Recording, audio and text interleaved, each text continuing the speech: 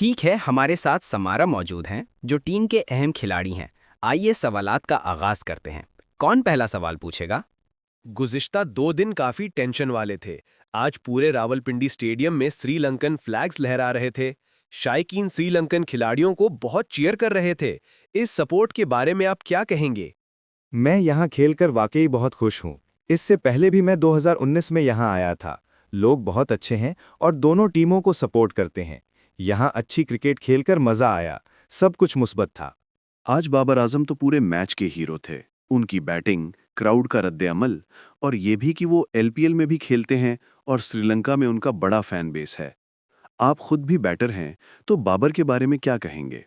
मैं तो पहले दिन से बाबर आजम का बड़ा फैन हूं। उनके खिलाफ खेलना अच्छा लगा। वो एक वर्ल्ड क्लास प्लेयर हैं। हम उन्हें जल्द आउट करना चाहते थे, लेकिन बदकिस्मती से वो एक बेहतरीन सेंचुरी कर गए और अपनी टीम को जितवा दिया। उनकी इनिंग्स शानदार थी। मैच के बाद डगआउट और ड्रेसिंग रूम का माहौल कैसा है? क्या तमाम श्रीलंकन खिलाड़ी और मैनेजमेंट यहाँ की सिक्योरिटी और माहौल से मुतमईन है? जी, सिक्योरिटी बहुत बेहतरीन थी। हमने खुद को महफूज महसूस किया।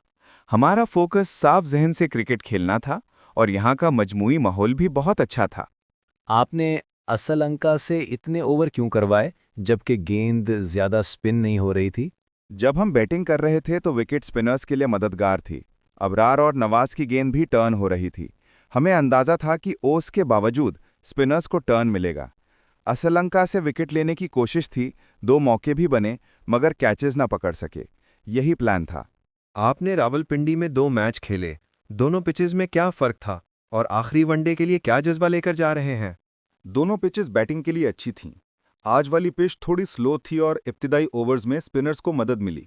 मजमूई तौर पर दोनों विकेटें बैट्समैन के लिए अच्छी थीं और हम आखिरी मैच में बेहतर परफॉर्म करने की पूरी कोशिश करेंगे। शुक्रिया।